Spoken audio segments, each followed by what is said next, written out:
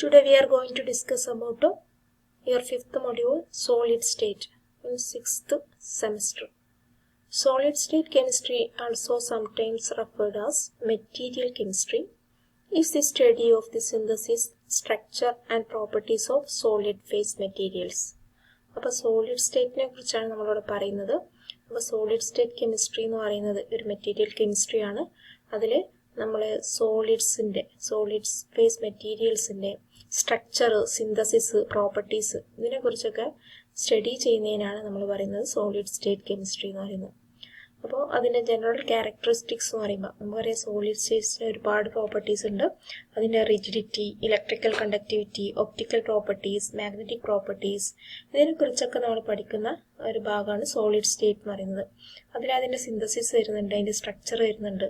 Okay, ഇനി അതിൻ്റെ general characteristics എന്ന് പറയുമ്പോൾ എന്താണ്? ഡെഫിനിറ്റ് മാസ് ഉണ്ട്, വോളിയം ആൻഡ് ഷേപ്പ്, അതുപോലെ തന്നെ short intermolecular distance, then strong intermolecular forces. The constituent particles remain fixed at their position and can only oscillate about their mean position.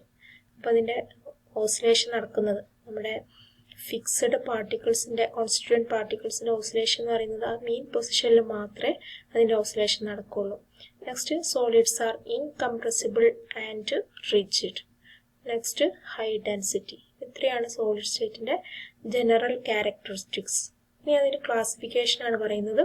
അപ്പോൾ classification of solids എന്ന് പറയുമ്പം അതിൻ്റെ degree of order in their സ്ട്രക്ചറിൽ നമ്മൾ രണ്ട് ടൈപ്പായിട്ടാണ് നമ്മൾ സോളിഡ്സിനെ ക്ലാസിഫൈ ചെയ്യുന്നത്.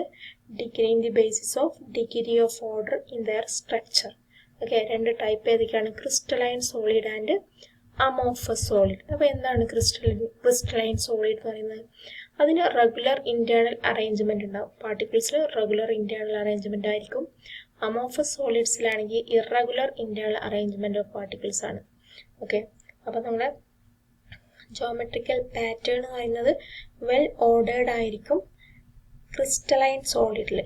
പക്ഷെ അമോർഫസ് സോളിഡ് ആകുമ്പം അതിൽ ഇറഗുലർ, റാൻഡം അറേഞ്ച്മെന്റ് അല്ലെങ്കിൽ ഇറഗുലർ അറേഞ്ച്മെന്റ് ആയിരിക്കും അതിൻ്റെ ഇന്റേണൽ സ്ട്രക്ചർ അല്ലെങ്കിൽ ഇന്റേണൽ അറേഞ്ച്മെന്റ് എന്ന് പറയുന്നത്. നെക്സ്റ്റ്, അതിൻ്റെ ഷാർപ്പ് മെൽറ്റിംഗ് പോയിന്റ് ആണ് ക്രിസ്റ്റലൈൻ സോളിഡിന്. അതുപോലെ അമോർഫസ് സോളിഡ് എന്ന് പറയുമ്പോൾ melt over a range of temperature. ഇവിടെ റേഞ്ച് ആണ് RNGE. Regard as true solids, third one എന്ന് പറയുന്നത് റിഗാർഡ് ആസ് ട്രൂ സോളിഡ്സ് ആണ് ക്രിസ്റ്റലൈൻ സോളിഡ്സ് നമ്മൾ പറയുന്നത്.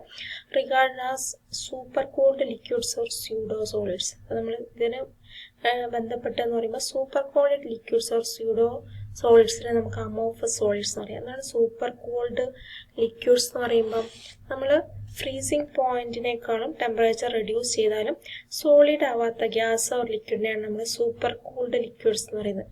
അതുപോലെ തന്നെ അങ്ങനെയുള്ള സോളിഡ്സിനെ സ്യൂഡോ സോളിഡ്സ് എന്നും പറയാം. സ്യൂഡോ എന്ന് പറയുമ്പോൾ സോളിഡ് ആണെങ്കിലും അത് ലിക്വിഡിന്റെ ക്യാരക്ടറിസ്റ്റിക്സിനെ റിസംബിൾ ചെയ്യും. അപ്പോൾ അത് റിഗാർഡ് ചെയ്യുന്നത് നമ്മുടെ സൂപ്പർ കൂൾഡ് ലിക്വിഡ്സും ആൻഡ് സ്യൂഡോ സോളിഡ്സും ആണ്. ഇനി next, undergo regular cleavage. Crystalline സോളിഡിൽ റെഗുലർ ക്ലീവേജ് ആണ് നടക്കുന്നത്. അമോർഫസിലാണെങ്കിൽ ഇറഗുലർ ക്ലീവേജ് ആണ്.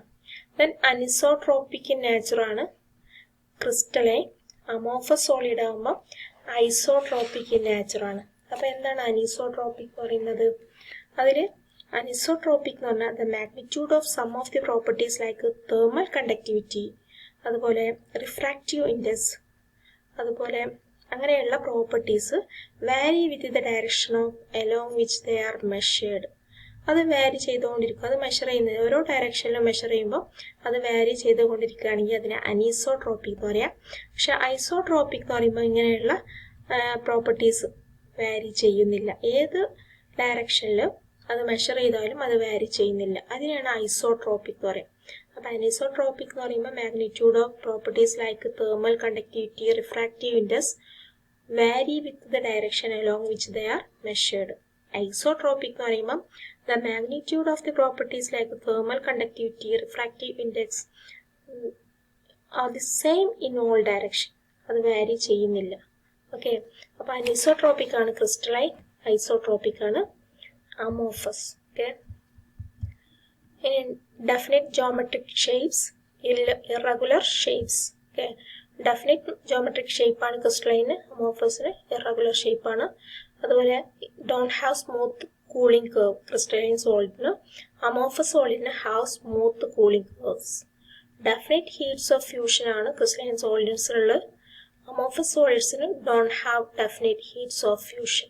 ഓക്കെ, ഇനി നെക്സ്റ്റ് നമുക്ക് പറയാനുള്ളത് അതിൻ്റെ സ്ട്രക്ചർ നോക്കാം. ക്രിസ്റ്റലൈൻ സോളിഡിൽ നമുക്കറിയാം അത് റെഗുലർ അറേഞ്ച്മെൻ്റ് ആണ് ക്രിസ്റ്റലൈൻ ലെയറിൽ. അപ്പോൾ നമുക്കത് ഫോട്ടോ കണ്ടാൽ തന്നെ മനസ്സിലാവും. പിക്ചർ നോക്കാം. അതിൽ atoms vibrate in place in fixed പാറ്റേണിലാണ് ആറ്റംസ് വൈബ്രേറ്റ് ചെയ്യുന്നത്. ഓക്കെ, ഈ ഫിക്സഡ് പൊസിഷനിൽ നിന്നാണ് ആറ്റംസ് വൈബ്രേറ്റ് ചെയ്യുന്നത്. ഇതിൽ ആറ്റം റാൻഡം മോഡലാണ്, റാൻഡം അറേഞ്ച്മെൻറ്റിലാണ് ഈ ആറ്റംസ് വൈബ്രേറ്റ് ചെയ്യുന്നത്. അപ്പോൾ അമോർഫസ് സോളിഡ് എന്ന് പറയുമ്പോൾ നമ്മുടെ റാൻഡം ഓർഡറാണ്, റാൻഡം അറേഞ്ച്മെൻ്റ് ആണ്. ക്രിസ്റ്റലൈൻ സോളിഡ് എന്ന് പറയുന്നത് ഫിക്സഡ് അറേഞ്ച്മെൻ്റ് ആണ്. ഓക്കെ, റെഗുലർ അറേഞ്ച്മെൻ്റ് ആണ്. ഇനി നമുക്ക് പറയാനുള്ളത് ക്രിസ്റ്റലോഗ്രാഫിയാണ്. എന്താണ് ക്രിസ്റ്റലോഗ്രാഫി എന്ന് പറയുന്നത്? Branch of science that deals with discerning the arrangement and bonding of atoms in crystalline solids and with geometric structure of crystal lattices. അപ്പം നമ്മുടെ ക്രിസ്റ്റലൈൻ സോളിഡ്സിലുള്ള ബോണ്ടിങ് ഓഫ് ആറ്റംസും അതിൻ്റെ അറേഞ്ച്മെന്റ്സും മനസ്സിലാക്കാനും അതുപോലെ തന്നെ ജോമെട്രിക്കൽ സ്ട്രക്ചർ ക്രിസ്റ്റൽ ലാറ്റിസസിന്റെ ജോമെട്രിക്കൽ സ്ട്രക്ചർ മനസ്സിലാക്കാനും പറ്റുന്ന ഒരു ബ്രാഞ്ച് ഓഫ് സയൻസ് ആണ് ക്രിസ്റ്റലോഗ്രാഫി എന്ന് പറയുന്നത്. അപ്പോൾ നമുക്ക് പറയാനുള്ളത് ലോ ഓഫ് ക്രിസ്റ്റലോഗ്രാഫിയാണ്. 3 ടൈപ്പ് ലോ ഓഫ് ക്രിസ്റ്റലോഗ്രാഫി ഉണ്ട്. അതിൽ ഫസ്റ്റ് ആണ് law of constancy of interfacial angles. അപ്പോൾ അതെന്താണ്? This law state that angle between adjacent corresponding faces is interfacial angle of the crystal of particular substance is always constant in spite of different shape and sizes and mode of growth of crystal. അപ്പോൾ അവിടെ നോക്കാം. അപ്പോൾ നമ്മൾ different ഷേപ്പിലുള്ള ക്രിസ്റ്റലാണ് കണ്ടത്. അതിൻ്റെ adjacent faces തമ്മിലുള്ള interfacial angles. അപ്പോൾ അഡ്ജസൻറ്റ് ഫേസസ് തമ്മിലുള്ള ആംഗിൾസിനെ പറയുന്ന പേരാണ് ഇന്റർഫേഷ്യൽ ആംഗിൾസ്.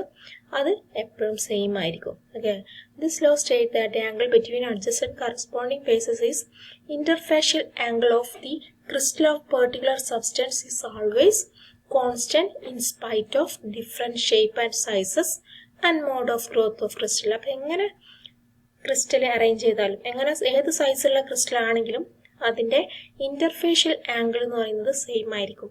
അതാണ് law of constancy of interfacial angles. Okay, അപ്പം നമ്മളിവിടെ തീറ്റ 90 ഡിഗ്രിയാണ് ഇതിൽ വരുന്നത്. ഏത് സൈസിൽ നമ്മൾ വരച്ചാലും അതിൽ ഇന്റർഫേഷ്യൽ ആംഗിൾ എന്ന് പറയുന്നത് എങ്ങനെയാണ്?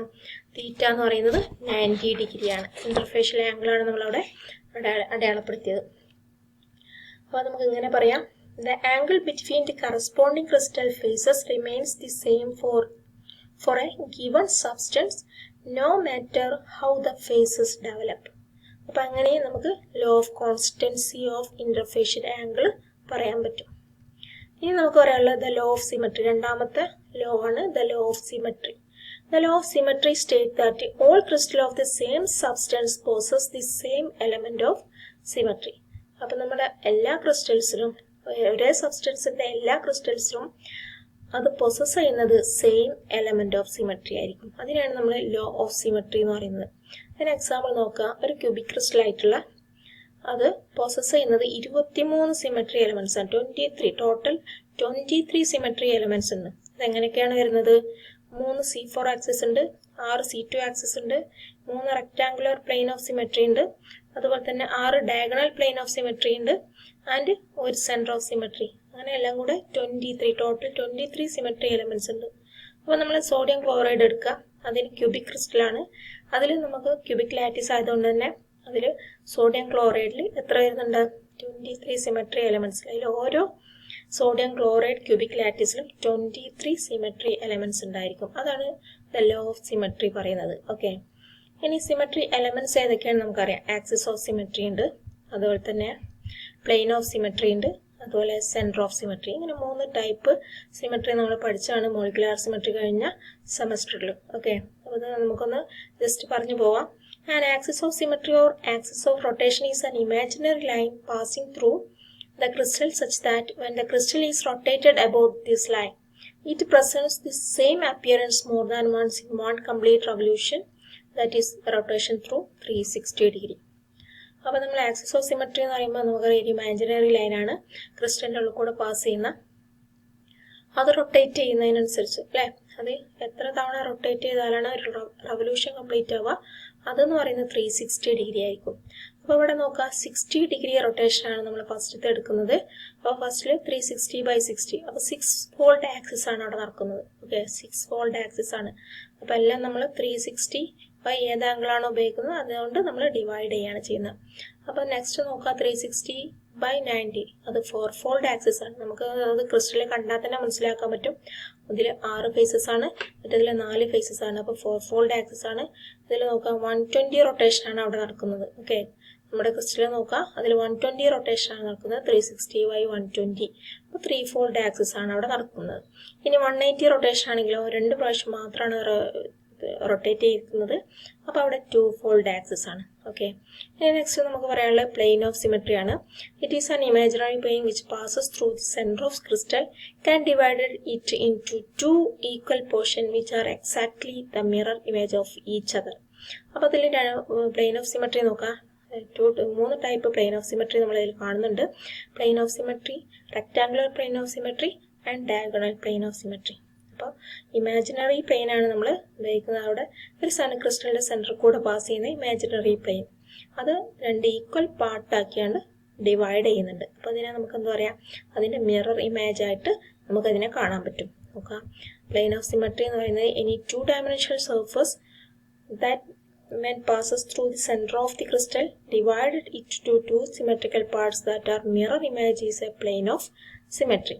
അപ്പോൾ നമ്മൾ പ്ലെയിൻ ഓഫ് സിമെട്രീൻ്റെ കേസാണ് ഇവിടെ പറയുന്നത്. ഡയഗണൽ പ്ലെയിൻ ആയിട്ട് വരുന്നത്, ഡയഗണലായിട്ട് ഇതിനെ ഡിവൈഡ് ചെയ്യാണ്, ദെൻ ഇത് വെർട്ടിക്കലായിട്ട് ഡിവൈഡ് ചെയ്യാണ്, ഇത് ഹൊറിസോണ്ടലായിട്ട് ഡിവൈഡ് ചെയ്യാണ്. അപ്പോൾ അങ്ങനെ 3 ടൈപ്പ് പ്ലെയിൻ ഓഫ് സിമെട്രി വരുന്നുണ്ട്. ഇനി നമുക്ക് പറയാനുള്ള സെൻറ്റർ ഓഫ് സിമെട്രി ആണ്. സെൻറ്റർ ഓഫ് സിമെട്രി നമ്മൾ പഠിച്ചാണ് സെൻറ്റർ ഓഫ് ഇൻവേർഷൻ അല്ലേ.